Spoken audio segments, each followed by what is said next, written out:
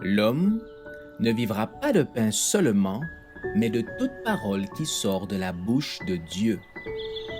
Voici votre moment de méditation quotidienne.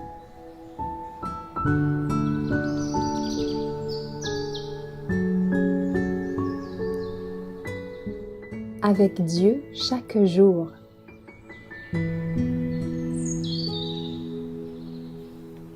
La gratitude, le 15 juin. Je chante à l'Éternel, car il m'a fait du bien. Psaume 13, verset 6. Alors même que tous leurs désirs terrestres seraient exaucés, les hommes n'en demeureraient pas moins aussi ingrats que les lépreux qui furent nettoyés et guéris de leurs maladies dégradantes. Ces lépreux avaient recouvré la santé grâce au Christ qui avait recréé les parties de leur corps détruites par le mal.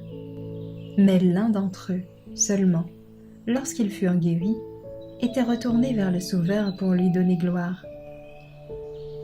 La leçon qui se dégage de ce récit devrait éveiller dans chacun de nos cœurs le désir intense de changer cette attitude d'ingratitude en un chant continuel de reconnaissance et de louange.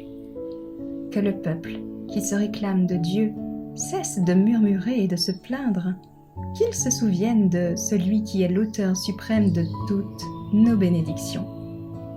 Nous possédons la nourriture, le vêtement et la substance matérielle. Et comment n'apprendrions-nous pas à nos enfants à remercier notre Père céleste?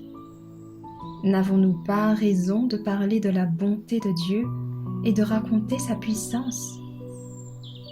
Quand des amis font preuve de bonté à notre égard, nous considérons comme un privilège de les remercier pour leur bienveillance. À plus forte raison, devrions-nous considérer comme une joie le privilège d'adresser des remerciements à l'ami qui nous a dotés de tout don et de tout bien parfait. Que chaque Église prenne l'habitude d'adresser des actions de grâce à Dieu, entraînant nos lèvres à louer l'Éternel dans le cercle de famille. Que nos dons et nos offrandes proclament notre gratitude à l'égard des faveurs que nous recevons chaque jour. Qu'en toute chose, nous fassions paraître notre joie d'avoir un Sauveur et que nous fassions connaître le message de la grâce salvatrice du Christ. Les cœurs de ceux qui révèlent les attributs du Seigneur rayonnent de l'amour divin. Ils sont débordants de l'esprit de gratitude. Louez Jésus, louez l'homme du calvaire avec des accents de reconnaissance et de prière. Cherchez ardemment à répandre l'Évangile. Racontez la merveilleuse histoire de l'amour de Dieu pour l'homme. Vous trouverez dans ce travail une satisfaction qui durera éternellement.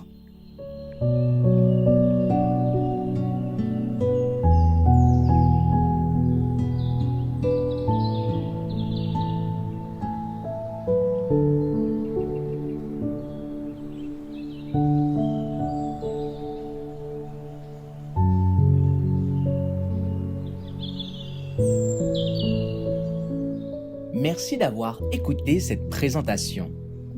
Assurez-vous de nous rejoindre demain pour votre moment de méditation quotidienne avec lereste.org.